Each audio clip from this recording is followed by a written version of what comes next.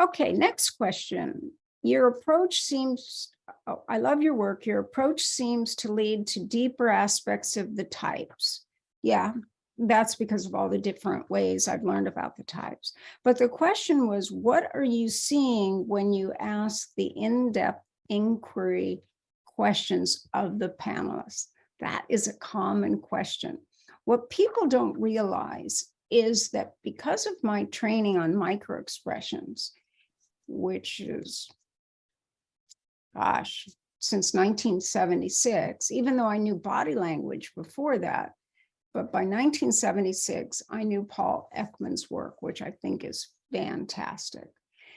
And I might ask the panelist a question, and then their expressions will show what they're really feeling. This is true in a session as well. And if someone is showing an emotion that's incongruent with what they're saying, I'm going to follow that inquiry. So what you may notice on all the panels of my 9 series of types, doing all 9 types, is that I've made sure the people on the panel are actually that Enneagram type. Because some of the other panels, they might have been doing an open teaching and just said, okay, well, the 3s that are willing to join in come up. And the first one that takes the seat represents the 3s. And I know that because I teach at conferences and what have you.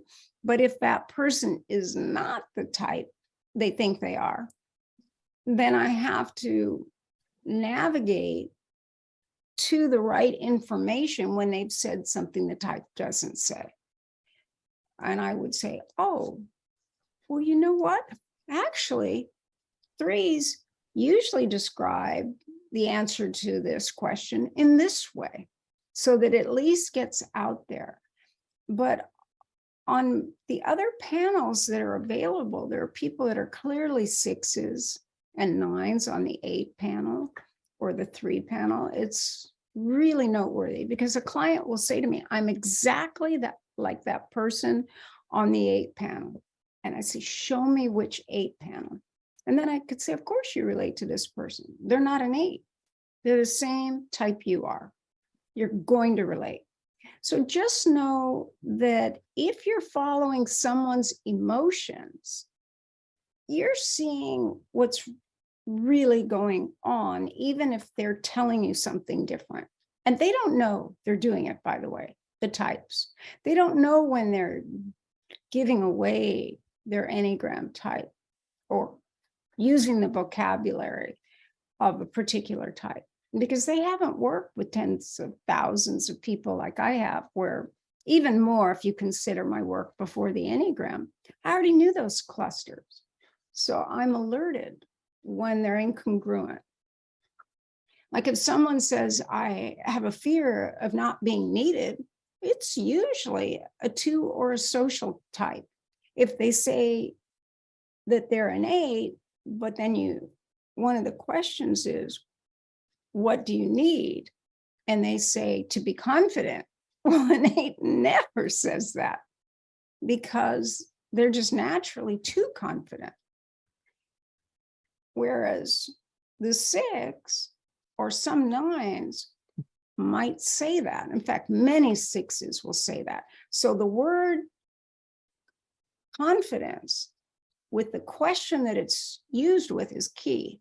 The other thing is like a hallmark of the social 6 is when you ask them what they avoid, they'll say dangerous situations, dangerous people, doing something that's dangerous, or someone or something that's suspicious, or manipulating. So all the things that the 6 is aware of. So even if they chose strong words or adjectives because they have a strong tritype or MBTI type, you've got to see all of it. And what you will see with the 6s is the ability to use their eyebrows. And the primary way that a 6 communicates is through here. So the forehead is going up and down. If they're thinking, really? No. Are you sure? And it's all happening so fast that it's a hallmark of type 6. Mm-hmm.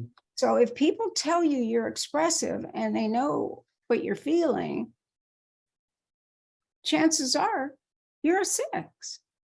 And I just love it because Brandon's older brother was a 6, and I just knew from the time he was little as a social 6 by his expressions. He didn't even have to say anything. But they can be serious, they can be questioning. I can't quite do it, but I can only do one eyebrow. But they often can do both, not always. Mm-hmm. And if there's a little movement here, like left fret, just here, it's inner knowing. It's different than what? I don't believe you. It's like just a little movement here. It's like, yeah, we know, don't we? Or everyone thinks that. And that's what 6s tell themselves. Well, I'm sure everybody worries about that. And I'll say, actually, no, they don't. But 6s do, even if they're unconscious of it. But their face will show that they worry about it. So you can't show a worried face and not be someone who worries. It's incongruent. Why is that? Because just like muscles that we might build here, because we've done it over and over and over again, and heavy lifting, we get better and better.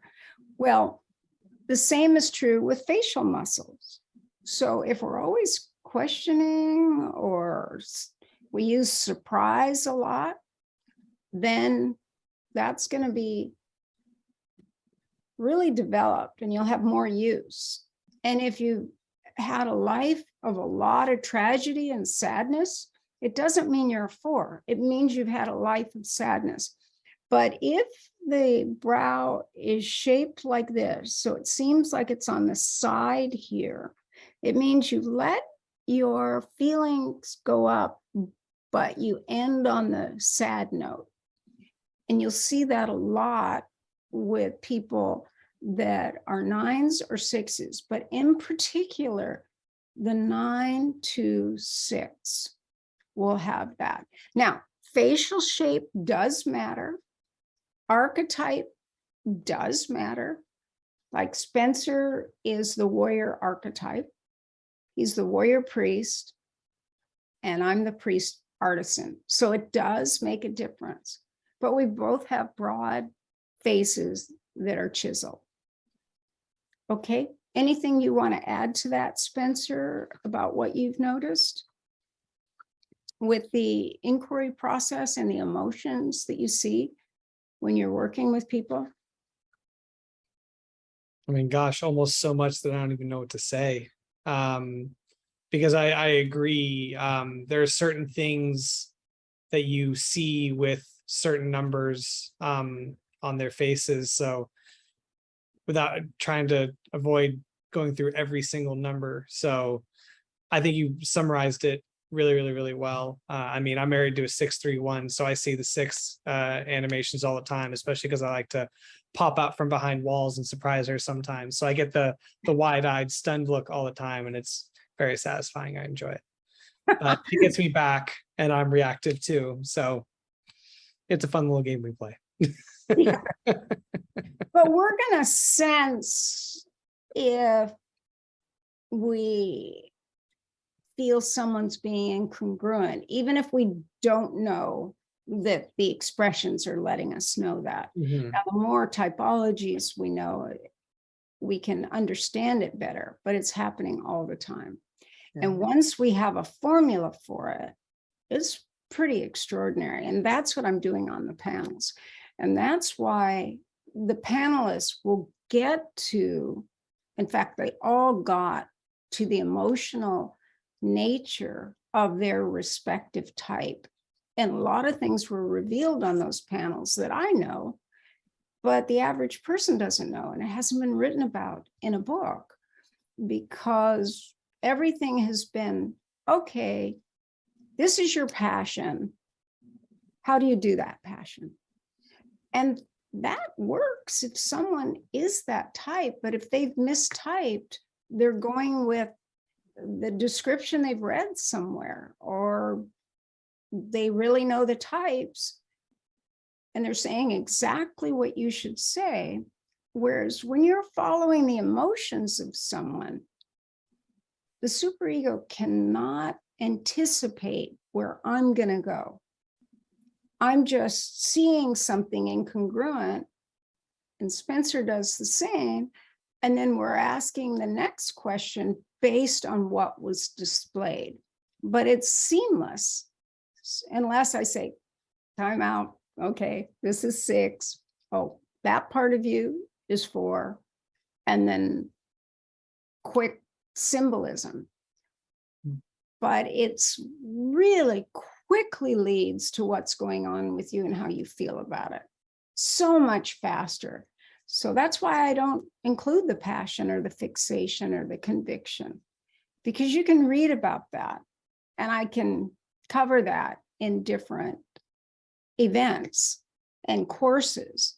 But the micro expressions and the body language with the gestures, that's another thing, is I can't see someone's hands on Zoom. In person I could, but if someone's tightening these muscles, which you can see, or this gesture, just a quick, it's a stress gesture.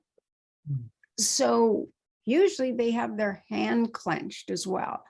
And it's a way to manage that feeling of uncertainty. So I'll ask people, can you feel your feet? What position are your feet in? Or do you have your hands open or closed? Now I can see the jaw and the neck. I always ask people to show me the neck so I can catch that without interrupting them. So that's all we're doing. And it just enables all of us to open our minds when we know that these emotions are universal, but each Enneagram type uses some emotions more than others. We all use the primary emotions, every single Enneagram type. But 8s overuse disgust. So these muscles are developed right through here. And Ichazo said the tension on the 8 is right here. And boy, is it. But if you think about it, if you're going, whatever, you can't pull a fast one on me. If it's off to one side, it's also contempt, because contempt is an asymmetrical feature, like a growl. But if it's like you smelled something bad, that's disgust. Surprise is this, and so on. And each Enneagram type, depending on their tritype, will overuse or have developed the muscles on some parts of their facial structure than others.